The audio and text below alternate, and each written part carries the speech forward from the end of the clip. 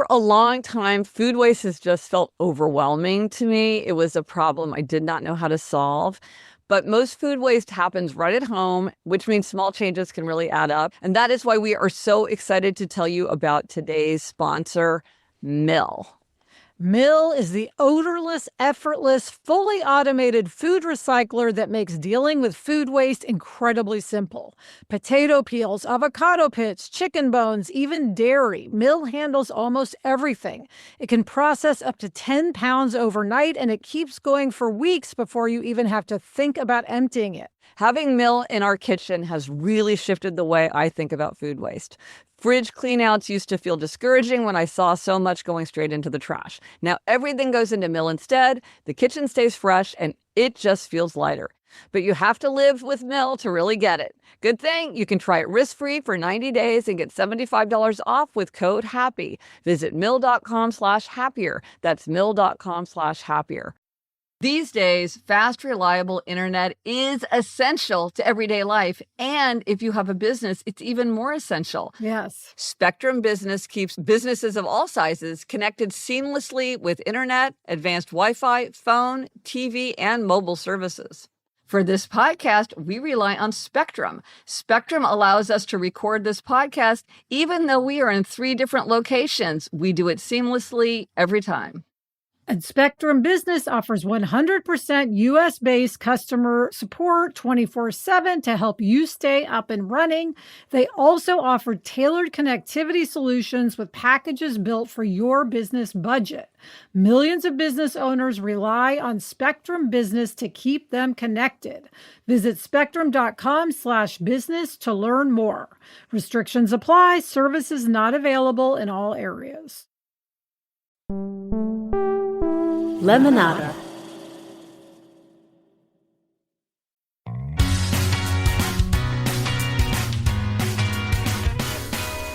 Hello and welcome to Happier, a podcast where we talk about how to make our lives happier. This week we'll talk about why it can be helpful to go for the no, and we talk about the delight of a same-day book and give some of our recommendations. I'm Gretchen Rubin, a writer who studies happiness, good habits, human nature. I'm in my little home office in New York City, and joining me today from Los Angeles is my sister Elizabeth Kraft. And Elizabeth, this is reminding me that we need to figure out when we are going on our next reading retreat. That's me, Elizabeth Kraft, a TV writer and producer living in LA. And yes, Gretchen, I'll be making a note of books I haven't read that are same-day books for the reading retreat. Absolutely. But before we jump in, we got a few updates. This comes from Anna. Okay, and I'm going to mispronounce this word again. I cannot get it right. It's the Stammtisch. Anyway, here it is. I am a listener of the pod from Hamburg, Germany. I loved hearing you guys talk about Stammtisch. This really is a common social meeting in Germany. My husband has a Stammtisch that has been going on for 15 years. It started when he was in his master's program amongst friends and has carried on through all phases of everyone's life. I started one a few years ago amongst my girlfriends, and it really does make me happier. We now have 3 little kids, so our life looks very different from when we started our Stammtisch, but we both try and make our respective Stammtisch every month whenever possible. No matter what phase of life we are in, it's always great to have a low-effort meeting with friends. I also have to add that my jaw dropped hearing about Sarah's new Substack. I absolutely love roasting chicken and eating roasted chicken, so I'm excited to read about her journey with roasting chicken. Okay, so Stammtisch, I just can't say it, but it's a great idea. And yes, read Chickening Out. Sarah's very delightful. I have to say, Elizabeth, I'm kind of amazed at how interesting she can make it, because there are a few things that I'm less interested in than comparing various recipes and approaches to roasting chicken. And yet I'm like very excited for her to get her shears to do her spatchcocking or whatever. Yes. Her Chickening Out Substack. It's free to subscribe. Go over to Substack. Yeah. Plus, if you are joining us for Move 26 and 26, but maybe you're feeling bored or disappointed with your movement of choice, I've partnered with All Healthy to create a winter bingo card that helps you think beyond traditional exercise. The prompts offer new ideas to get you moving, like a walk and talk. That's something I love to do. Taking a new route, do your usual route in reverse, which is surprisingly strange to see your normal neighborhood going in reverse, or parking farther away from your destination. Just these little things that make it easier to get to the 26 minutes a day that we're going for. You can get the bingo card at happiercast.com/winter bingo. Elizabeth, how's it going for you? It's going well, Gretchen. I'm getting many days, my 26 on the treadmill desk, as I Yay. said I would. So that feels good. But I love a bingo card. I love to gamify. Love to gamify. So this week, our Try This at Home suggestion is to go for the no. So that's intriguing. I love a good phrase. What does it mean? Okay. So, it's very easy to get very focused on success and accomplishment and to really try to avoid rejection and failure. But one of my secrets of adulthood is the more trial, the more error, and the more accomplishment. And the idea of going for a no is that you don't see error, rejection, and failure as bad. You see them, this is part of success. This is part of what I'm doing to get to where I want to go, which it is.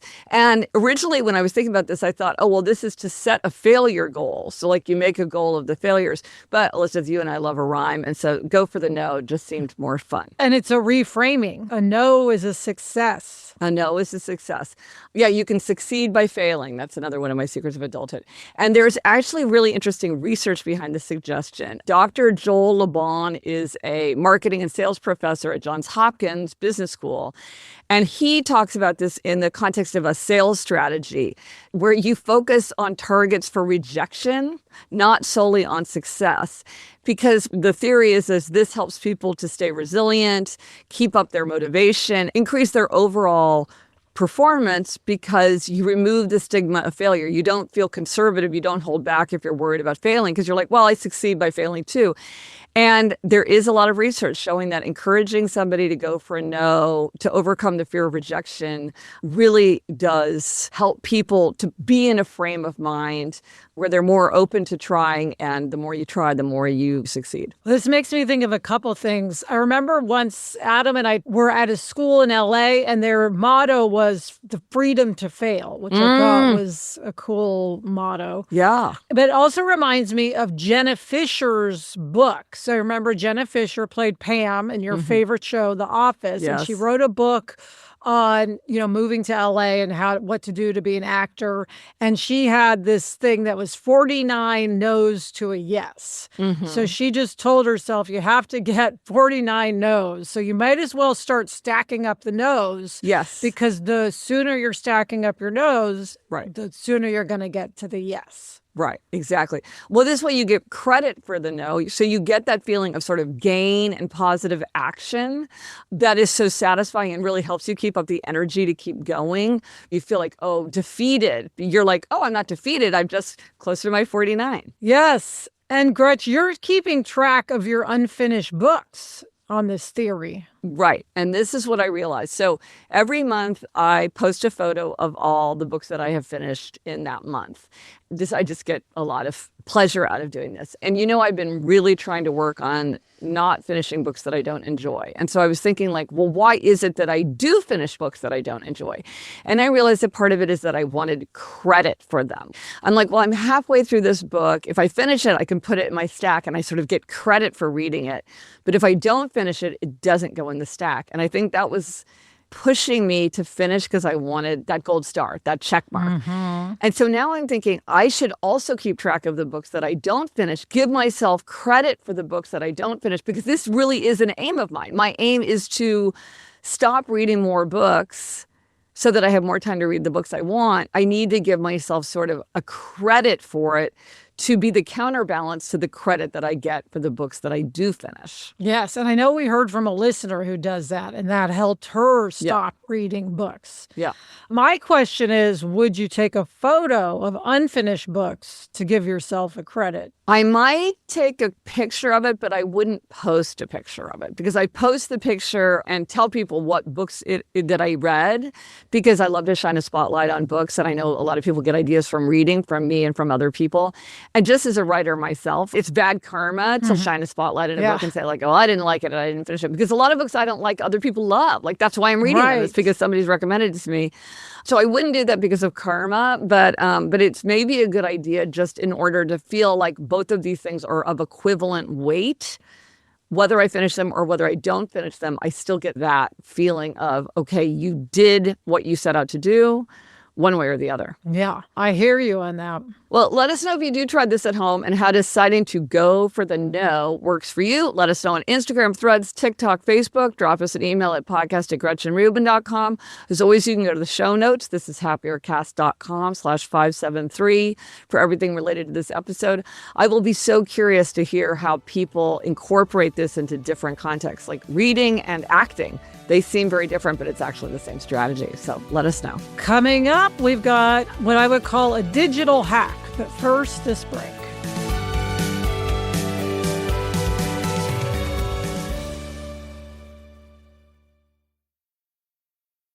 The new year is here, and I have been thinking about getting my home ready for the season ahead. Wayfair makes it so easy to refresh everything: bedding, towels, even accent pillows or faux plants for the living room. I love how convenient it is that Wayfair has literally everything you need for your house. I mean, we got this weekend house, and so I've needed some things. I got these great Juliska tumblers for the kitchen. I got some storage solutions for the bathroom. I got a chair that I needed. Everything arrived quickly, looked exactly the way it did online. And honestly, it made me feel like my home got a whole refresh and setup without any stress. And I was even surprised at how easy it was to find items that fit my style and my budget. Get organized, refreshed, and back on track this new year for way less. Head to wayfair.com right now to shop all things home. That's WAYFAIR.com. Wayfair, every style, every home. Gretch, it's a new year and we're all focused on well-being and improving ourselves on our wellness journeys. And what better way to improve our lives than to listen to an audiobook? You know, I am absolutely in love with Audible and with audiobooks. You'll be happy to know that the audiobook I am listening to right now was written by you, Gretchen. Your book, Get It Done, about how to get a big project done. Not surprisingly, I need help in that arena of my life. And I love just listening to you reading your audiobook. Yeah, and you can level up your parenting, career, finances, sleep, relationships, or mindset. The Audible Wellbeing Collection has everything to inspire and support you every step of the way. Elizabeth, I love the idea that you're listening to my audiobook. Kickstart your well-being journey with your first audiobook free when you sign up for a free 30-day trial at audible.com/happier. Membership is $14.95 a month after 30 days. Cancel anytime. Listening to the top voices in well-being sounds like self-care to us. Audible. There's more to imagine when you listen.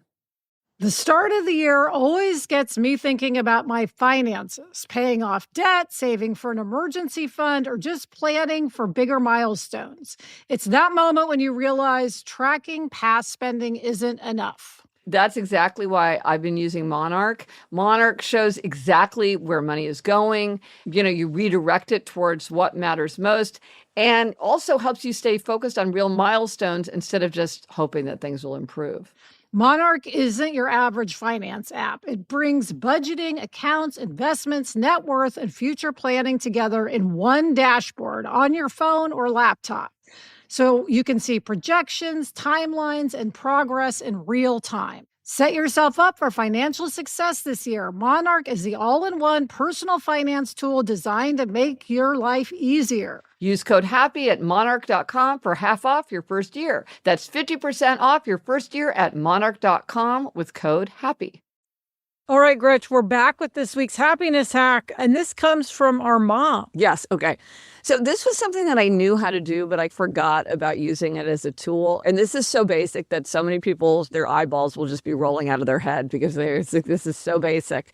But I just didn't do it, which is in Outlook, in my emails, to make folders for things related to like, oh, you're taking a trip, or you've got some household issue that's requiring a lot of back and forth. You can just put all those emails in a folder so they're easy to access.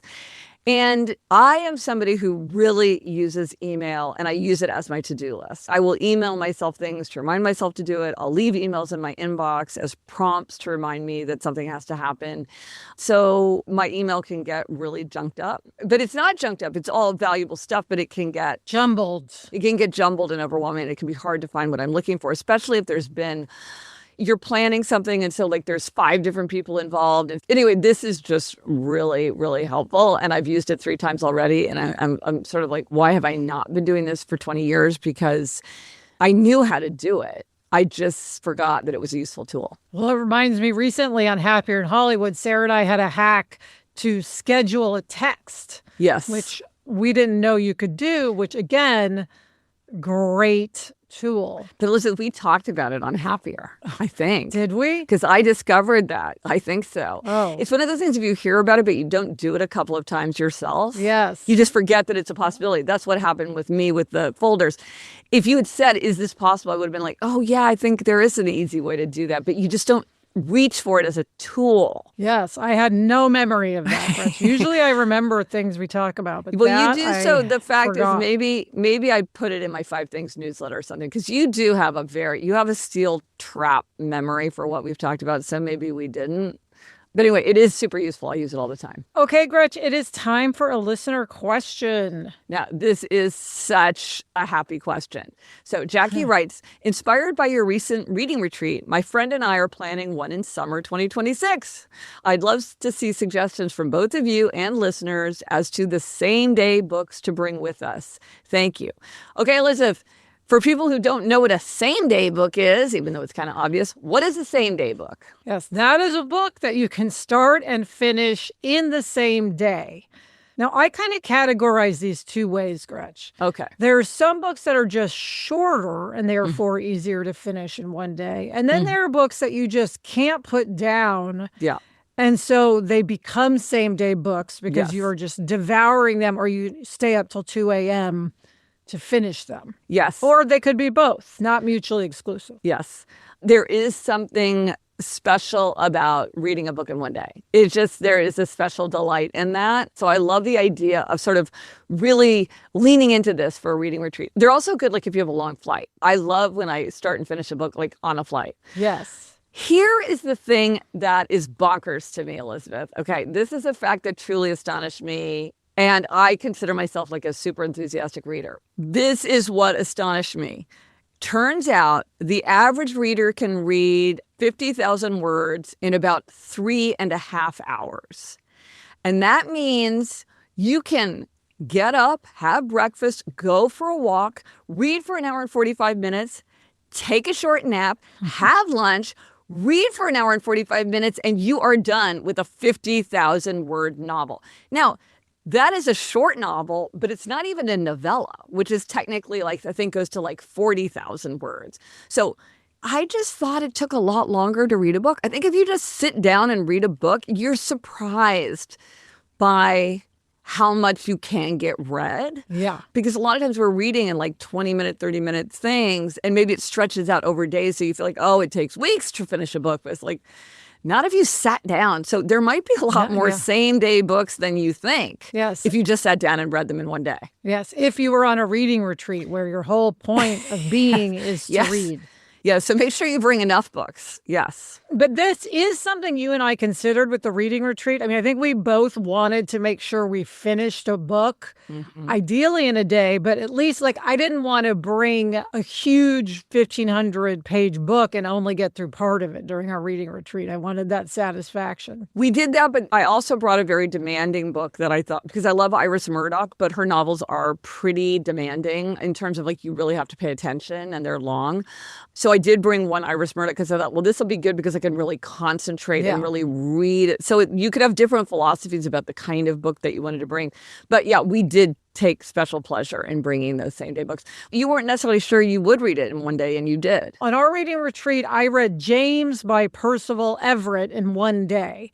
And that was a case where it was just super entertaining. Once I started reading it, I just kind of whipped through it. Yeah. And it was very satisfying. And it's a great book. I mean, it's won all sorts of awards. So it both was entertaining and great literature. Right. Okay. So Jackie asked for some suggestions. So let's throw out some suggestions. But listeners, we want to hear from you because I think this is such a great category.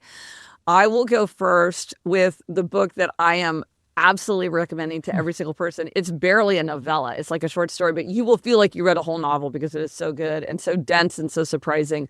And that is The English Understand Wool by Helen DeWitt. I don't want to say a thing about this book because part of what's fun is navigating the book itself. And if I described it, it wouldn't sound as good as it is. Just take my word for it. Everybody I've recommended it to has loved it. Yeah. And then there's Claire Keegan's Foster, which our mom was absolutely obsessed with. Yeah. It's a beautiful story set in Ireland about a girl. Yeah. And it is a novella, I believe. Yes. And again, it's like great literature and also a page turner and a same day book. Okay, a book that I will say not everybody loves. Elizabeth, you do not love this book, but I have to mention it because I've read it like 15 times and I love it. It is The Prime of Miss Jean Brodie by Muriel Spark. And I would say if you're a fan of Muriel Spark, or if you love sort of character development, if that's what really draws you to a novel, is like an interesting character and seeing like characters change over time. And it's about a charismatic teacher and her set, the Brodie set of her pupils. I love it. But it's not for everyone. Gretch, this book is perfect for a reading retreat. Heartburn by Nora Ephron. Oh, so good. Yeah, it's based on Nora Ephron's true story. In the movie, it's Jack Nicholson and Meryl Streep. And it is just an entertaining, gripping tale of marriage. Well, yeah, it's a hilarious divorce book, which you don't think you could pull off, but she does. If you are into science fiction, and I am talking, it's science fiction where there are talking spaceships and there are AI-powered androids and, it's deep science fiction, but it's also hilarious and heartwarming. I cannot recommend highly enough Martha Wells. These are the Murderbot books. The first one is called All Systems Red. I just whipped through them. They're so good. I haven't watched the TV show, but love All Systems Red. Gretch, I'm going to also recommend Happy All the Time by Lori Colwin, which is a book you love. I know you, I think, sent it to me once is how I got to know it. But Lori Colwin is a delightful writer. Yes. And Happy All the Time is a delightful book if you want something to make you smile. Yeah, it's like young romance. But all of Lori Colwin's books are good, and probably all of them are same-day books. She's that kind of writer. In another category of books that are deep and compelling and haunting and fantastic that I've read a million times that you could easily read in a day, but is not for everyone, I would say Wise Blood by Flannery O'Connor. And it's funny, Elizabeth, I was talking to Mom asking for her ideas, and I mentioned this one, and she goes, I don't know that I've read Wise Blood. I'm like, it's Flannery O'Connor. And she goes, oh, that's all you have to say.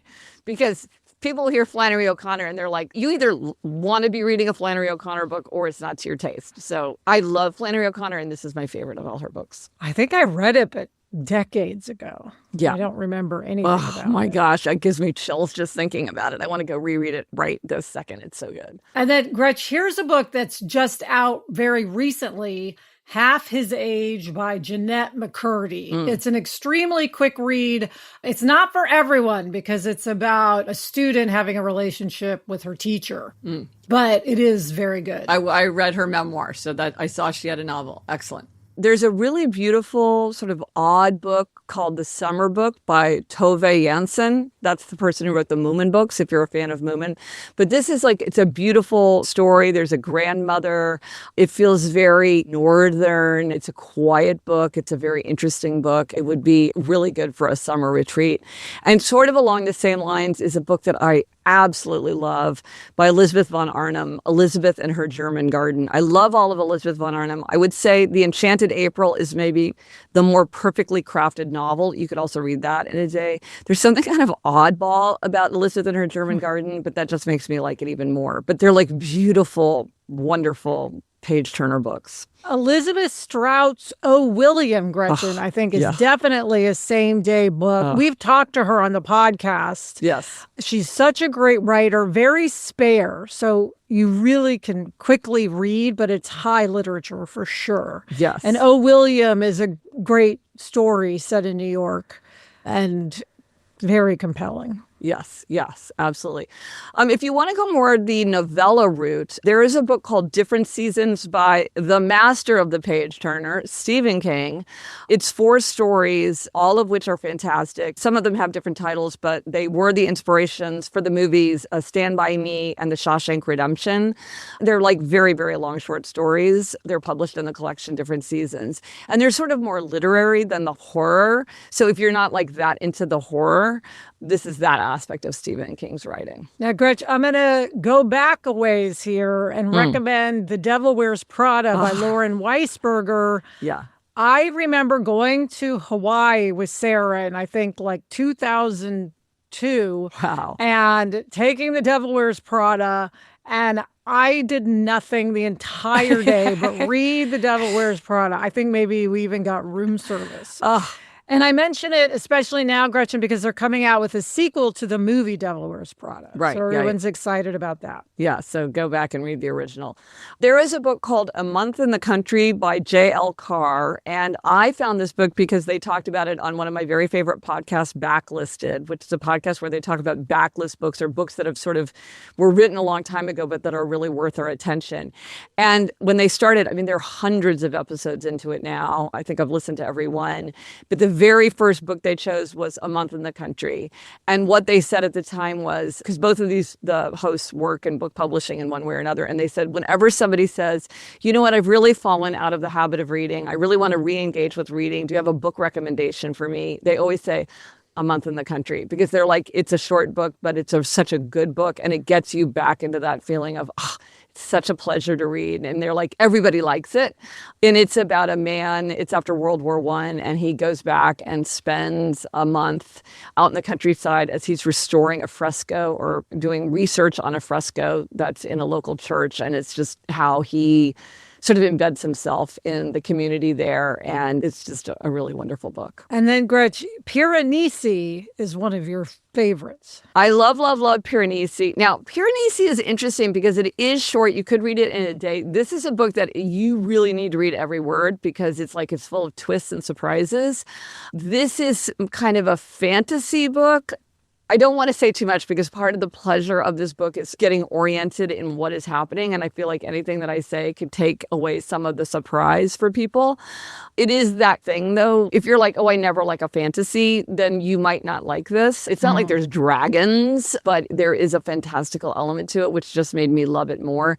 It's by Susanna Clarke, who wrote Mr. Strange and Dr. Norrell, or Dr. Strange and Mr. Norrell. I can never get it right, which I read years ago and have been meaning to reread. That's extremely long. This one is very short. It's delightful. Good. Our mother loves to read. She loves a same-day book. And she had 2 suggestions of books that I have not read.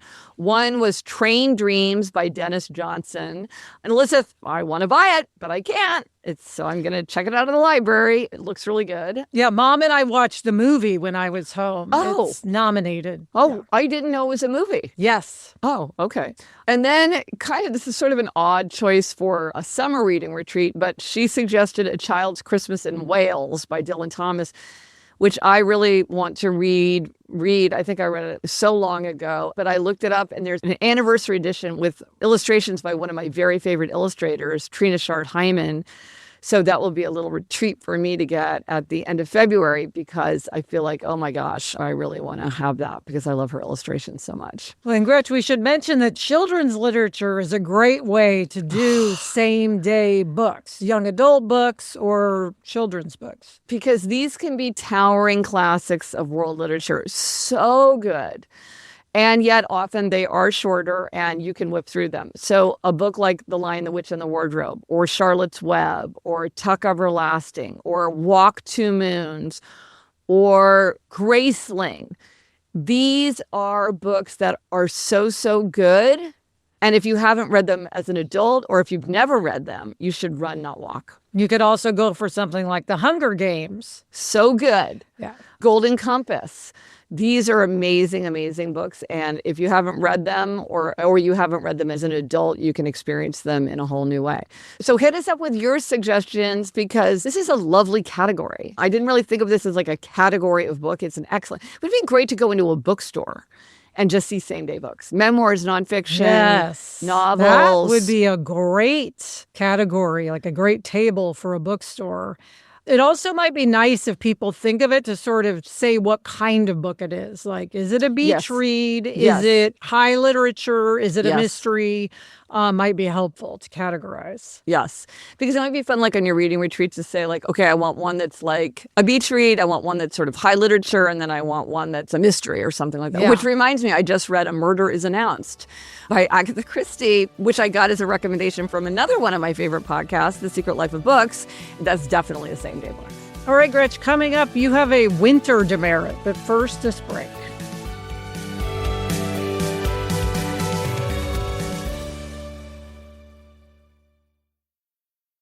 This episode of Happier with Gretchen Rubin is brought to you by Graza.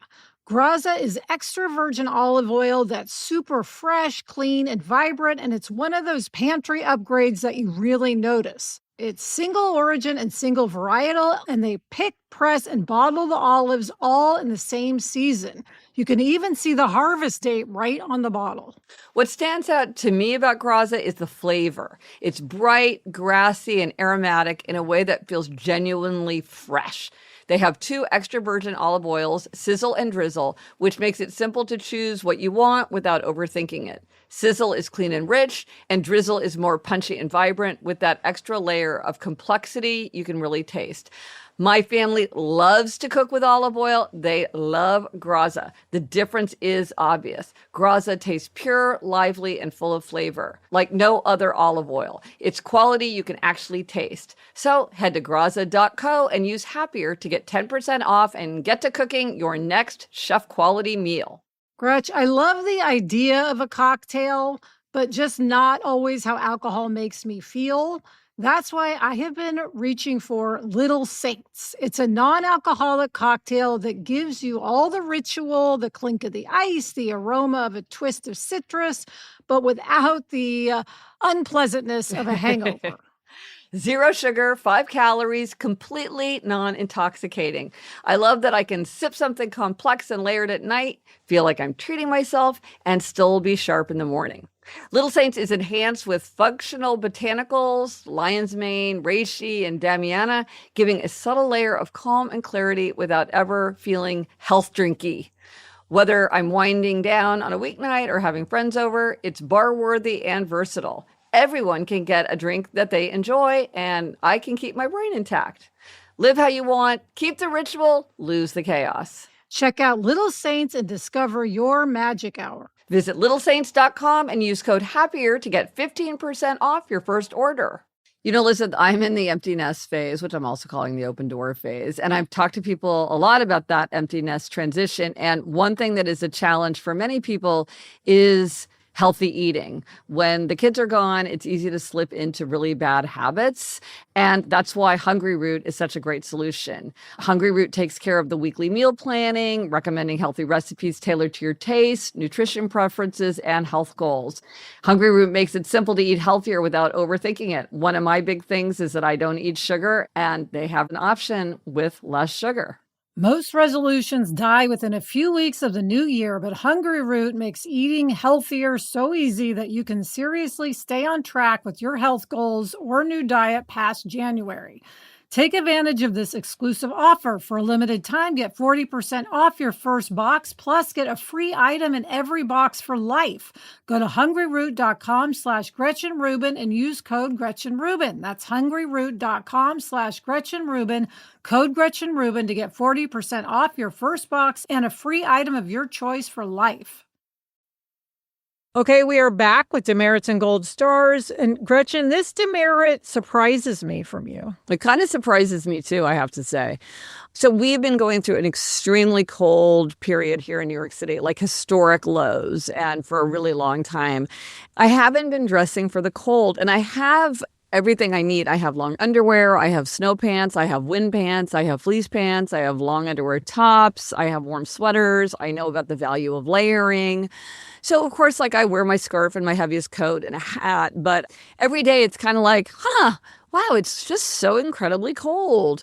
Instead of saying, okay, yeah, deal with it. Like really wear the clothes that you need so that when I'm out there walking a dog or walking somewhere, because, you walk so much in New York City, you really notice it if it's bitterly cold. By giving myself this demerit, I'm going to just say, I'm going to pull out the stuff that I need and really commit to putting it on. And I'll be so much more comfortable. Yeah, because Gretchen, I think of you as a long underwear person. You're one of the few people I know who regularly wears long underwear as part of your wardrobe. But see, I kind of forgot that about myself. I should just wear it every single day. Why wouldn't I? Right, because rarely are you too warm. No, I'm rarely too warm. Or like wearing cotton socks. I was just wearing cotton socks. And finally, I'm like, when I was in Iceland, I was wearing wool socks every day. It's colder here than it was in Iceland. So why am I not wearing the wool socks? So it was just sort of some lagging mental framework. I think I just kind of hadn't said to myself, okay, this is deep. We are at the height of winter. Yeah. It is very cold and it will be very cold. Just put on the long underwear every single day. Put on the wool socks. Pull on the wind pants if I'm going to go out for the evening walk with the dog.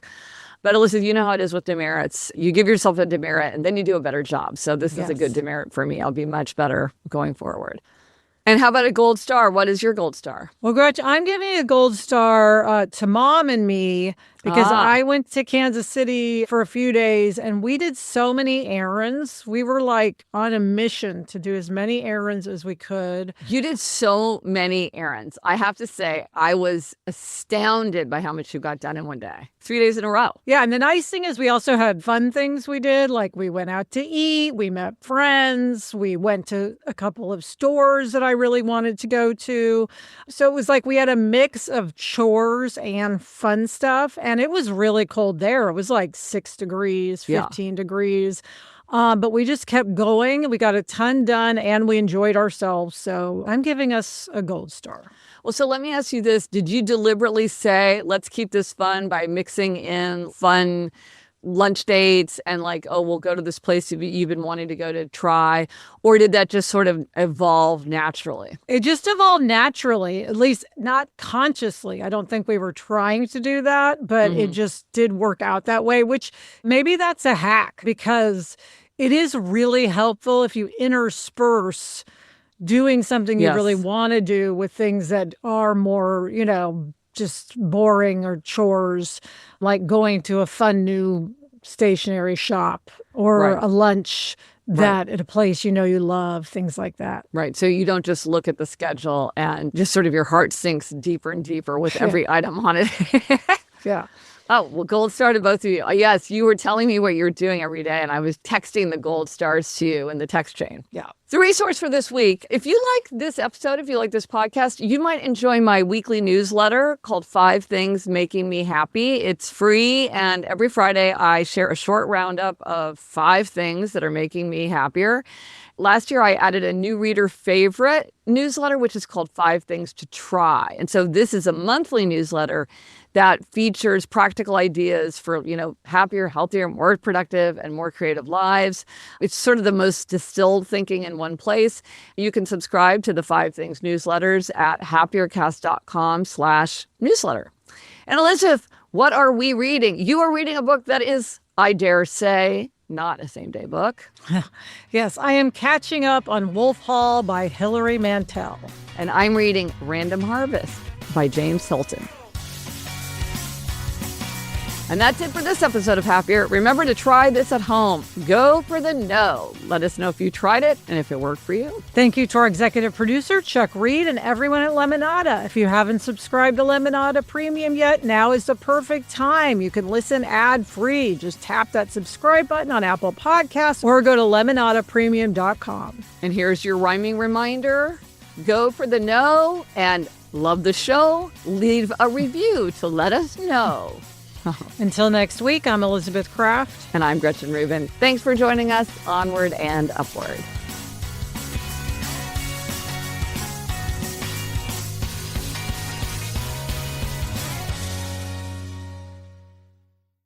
Oh, listen, here's a drive-by hack that I should have mentioned, which is, related to how long it takes to read a 50,000 word book.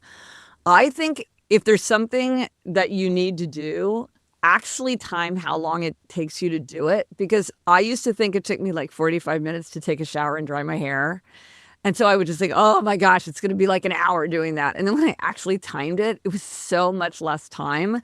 It's just a good thing to do. Yes, it also for the opposite. Sometimes things take longer than you think Yes. they take. And so it's good to know that too. Yeah, like how long does it take to drive to the airport or something? You want to have an accurate sense. Yeah. From the Onward Project. Hi, Gretchen, Craig Robinson, and my little sister Michelle here. We host a new podcast called IMO with Michelle Obama and Craig Robinson. We know you're the queen of giving advice, so we wanted to get a few tips from you. You know, Gretchen, a lot of our listeners are going through some major life changes. What advice do you have for folks who are trying to stay grounded in the midst of major life transitions? Craig and Michelle, I am so happy to be talking to you. Here are a few questions that might help us gain perspective. So consider questions like this. What activities take up my time but are not particularly useful or stimulating for me? Do I spend a lot of time on something that's important to someone else but is not very important to me? If I could magically change one habit in my life, what would I choose? And here's a question. Would I like to have more time in solitude, restorative solitude, or would I like to have more time with friends? You know, just thinking about questions like this can help us start to figure out how we might make our lives happier. With greater self-knowledge, we're better able to make hard decisions that reflect ourselves, our own nature, our own interests, our own values. In my own case, I have found that the more my life reflects my nature, the happier I get, and the more grounded I feel when I'm going through a period of major change or transition. For more great advice, search for IMO with Michelle Obama and Craig Robinson wherever you get podcasts. You can listen to Issa Rae on letting go of certain friendships, Kiki Palmer on why disappointment is actually the key to career success, Seth and Lauren Rogan on caring for aging parents, and so many more.